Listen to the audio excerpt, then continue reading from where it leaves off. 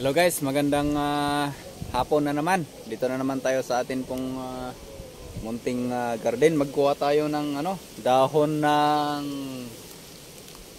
balanghoy. Yan, sabi ng iba, balanghoy, kamuting kahoy. Sa amin yan mga ka-shaker is padpad. Yan sarap ito. At ito ang diskartehan natin ngayon. Ayan, ayos So, pag may itinanim, may anihin nga talaga. So, ayan, mamaya-maya, magkuha na naman tayo ng ng dahon ng papaya kasi masarap 'yun na ihalo natin dito, guys. Okay. Dito tayo, guys, sa sa papaya naman. Ito. Yan. Masarap itong papaya na ito. Meron pa dito kabila. Yun. Dito naman. Yan. So nako, yung iba kasi hindi pa nila alam ito na magugulay. Pero yan, kuha tayo ng mga ito. Yung hindi naman masyadong matigas. Yung tama lang. Saka hindi rin naman yung masyadong talbos kasi sayang naman yung talbos. Okay. Sarap nito, parang pinapaitan. Kasi medyo mapait-pait ito, guys. Yan. Ito, guys, Okay na ito. Ihalo natin doon sa sa kinuha natin na dahon ng papaya. Kahit minsan-minsan ay maggata naman tayo. Guys, ito na yung ating nakuha ng mga dahon. Ang next na gawin natin dito, dito na atin pong maggata. Ayan. Ayos. Ito. Medyo himayin lang natin ito. Kunin natin ito. Yan yung sobrang matitigas. Tabi natin. Ganyan, Yan. Ganyan. Okay. Okay, ito na, guys, yung atin pong hinimay na dahon ng balanghoy.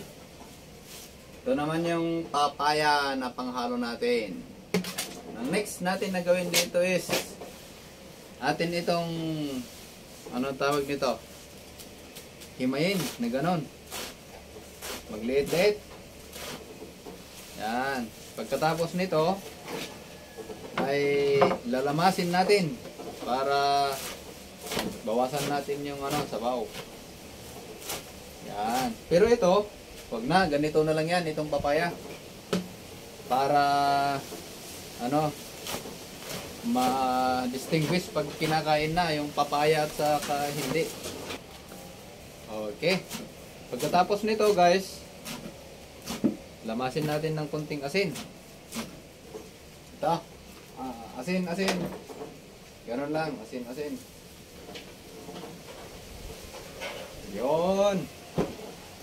Tapos lamas ng lamas para mas masarap. Okay, guys, andito na ganito lamas na ganyan, tapos may sabaw ganyan. Okay, so alisin natin yung kaunting sabaw. Itong pait na ito papalitan natin ng pait ng papaya. Okay, kaya itong papaya huwag na nating lamasin, ganito na siya. Okay, so ganyan, guys. So standby ng saglit at i-prepare naman natin yung niyog na panggata.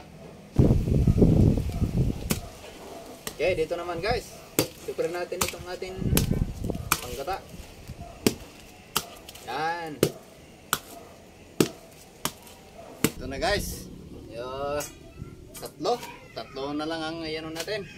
Itong inuna natin itong mga tumubo. Yan. So para doon sa mga hindi pa nakatry nito, masarap ito na gayahin. Yan. Di bali yung iba kasi talagang alam na nila yan. Ito ang ginagawa nila talaga. Yan. Ang ginagawa ko, yung tubig nito, yun na rin yung ano, isasama ko. Yung iba, tinatapon nila yung tubig. Pero sa akin, hindi na. Kasama yan. Yun na rin yung pang tubig ko dun sa gata. Yan. Ito ang ating mahiwagang kayuran. Mga kasiker. Yan. Kayurin natin dito. Pero bago magkayod, kain muna tayo ng ano.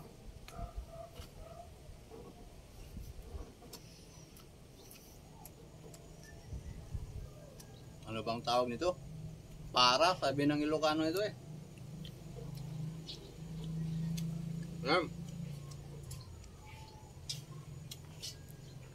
Okay. Ito ang buhay ng probinsyano.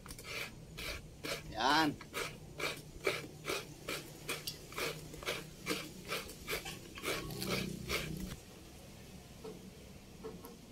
Okay, dito na guys ang atin pong kinayod na niyog. Ating lamasin na. At malapit na ang katotohanan. Yan.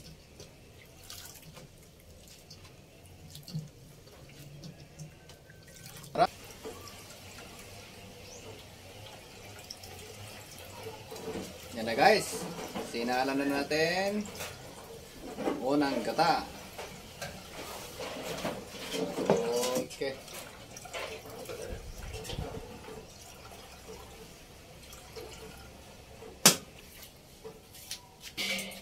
Dito tayo guys sa pangalawang ano, gata. Lagyan natin ng hot water.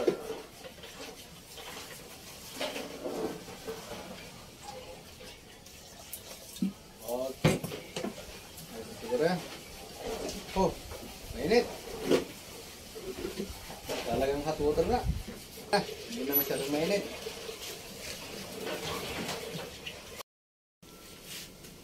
Okay, yun na guys. Piniprepare na po natin ang atin pong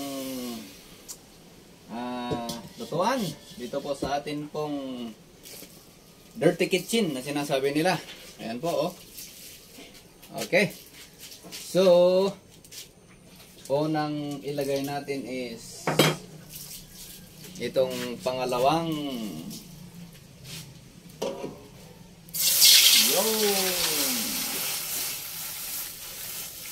ayos. Yan po mga ka-shaker ha. Itong pangalawang gata. Okay. So, ilagay na natin itong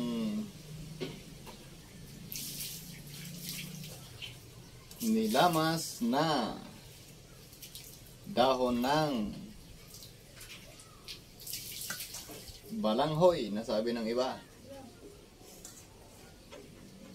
Balinghoy sabi ng iba. Kamuting kahoy sabi ng iba. Basta may hoy.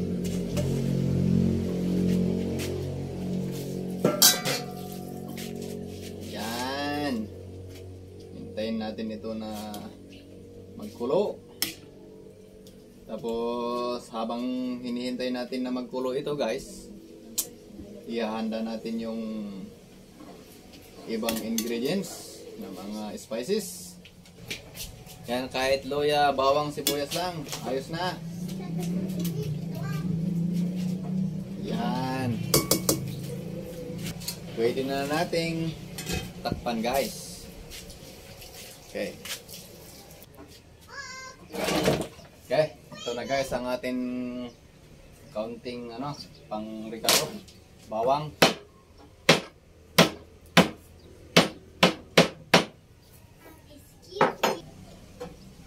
Yung iba dito guys, nilalagyan nila ng sili. Kaya lang hindi ko nalalagyan kasi may mga bata. Kaya okay na itong ano, sibuyas. Guys. Ito, fresh doon sa ating taniman na luya. Ito ang masarap na ano, preskong presko.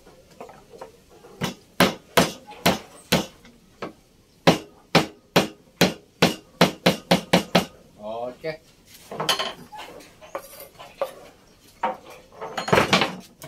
Atin nang ilagay sa ating niloloto.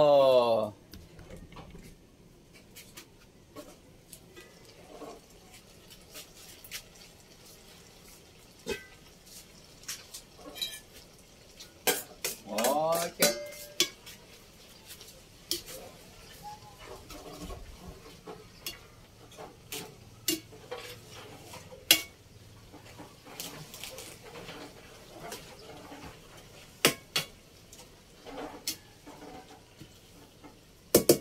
Okay, pwede na nating ilagay ang pangalawang gata, guys. Okay. Ayos. Mamaya-maya, ilagay na natin yung dahon ng papaya.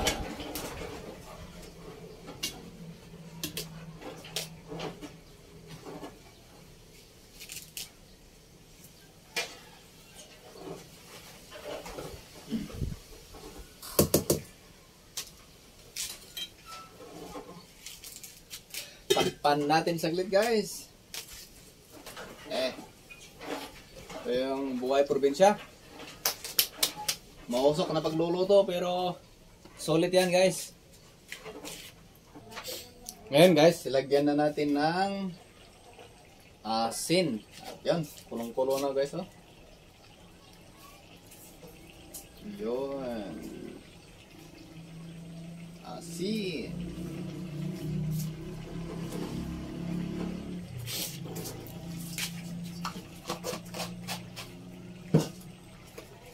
Lagyan din natin ng ano, counting sugar para makontrol yung nam-nam ng pait niya.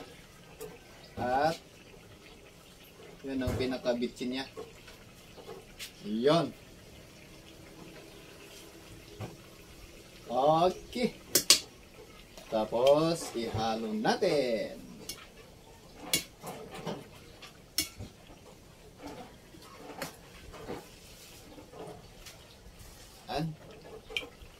Medyo tama lang yung apoy niya, guys, ha. Hindi yung sobrang malakas. Yung tama lang na kumukulo siya.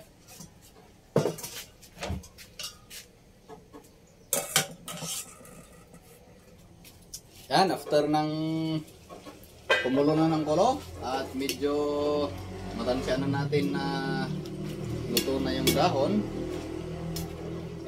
ilagay na natin yung mahiwagang dahon ng papaya. Yun. Malalaki, hindi yung nilamas.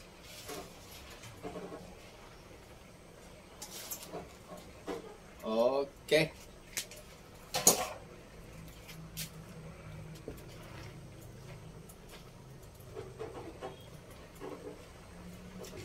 At hintayin natin.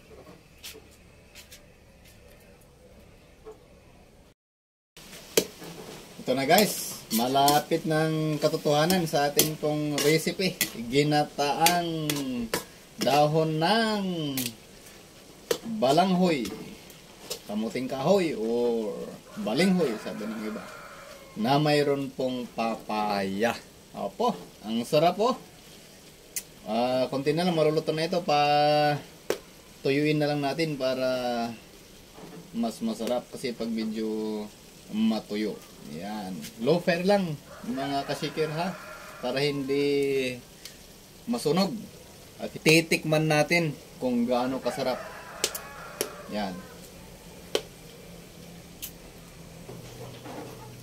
Okay, tikman na natin, guys.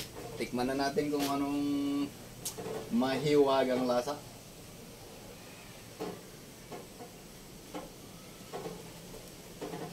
Ayun guys, oh. Tikman nga natin.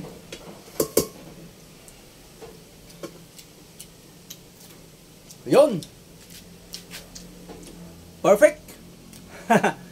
Okay, kung sinong gusto dyan, punta lang kayo dito at atin pong uulamin. Masarap talaga.